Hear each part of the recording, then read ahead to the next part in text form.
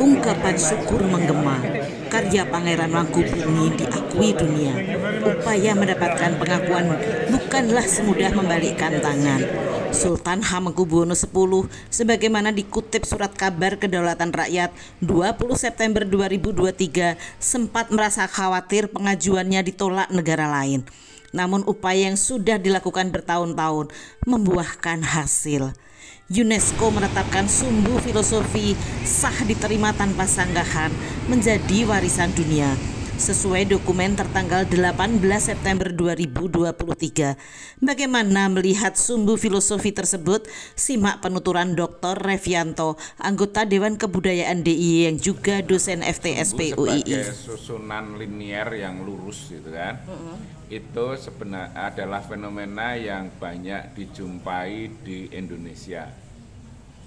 Kita tidak hanya di Jawa, kita melihat ada di Tenganan, di Nias, artinya di berbagai tempat itu Toraja, itu kan ada susunan yang segaris itu lazim dijumpai.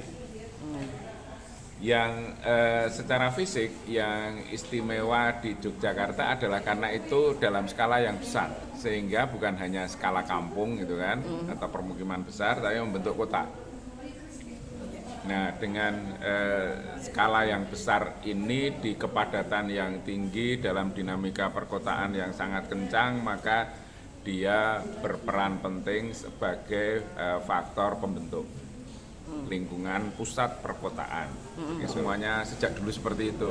Kalau kita amati padahal di situ itu sebenarnya yang paling beragam, ada loji company itu kan, ada kampung Jowo, pecinan dan sebagainya, itu kan justru merepresentasikan keragaman itu di dalam suatu susunan linier tersebut begitu. Tata rancang kota yang sudah ada sejak berdirinya Keraton Ngayogyakarta Hadiningrat tahun 1755 mengandung filosofi yang diakui sebagai warisan budaya dunia.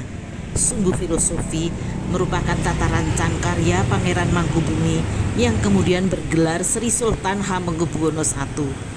Sumbu filosofi sebagai terjemahan Hamemayu Hayuning Bawono ini merupakan mahakarya yang mengandung makna sustainable development. Seperti dikemukakan Sri Sultan Hamengkubuwono X yang semula menerjemahkan Hamemayu Hayuning Bawono sekadar keindahan dan kesejahteraan, namun kemudian didefinisikan sebagai pembangunan berkelanjutan, sustainable development.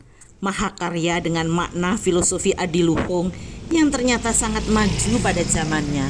UNESCO bahkan baru menerapkan kebijakan pembangunan berkelanjutan pada tahun 1990-an. Dari sisi topografi, batas sumbu filosofi adalah utara dengan Tugu Palputih, selatan Panggung Kerapia. Di sisi timur ada Sungai Code dan di sisi barat ada Sungai Winongo. Batas topografi tidak membatasi filosofi yang bermakna adiluhung, menjaga lingkungan dan bukan merusaknya.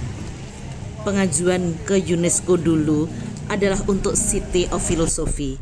Namun Revianto kemudian menjelaskan bila dosir lengkapnya sekarang adalah The Cosmological of Yogyakarta and its Historic Landmarks, karena menjangkau yang di luar city juga, tidak sekedar dari Tugu Palputih hingga Panggung Kerapia, namun juga menyangkut Gunung Merapi, Pantai Parangkusumo, bahkan makam Raja-Raja Imogiri yang sudah ada sejak Sultan Agung Hanyokrokusumo.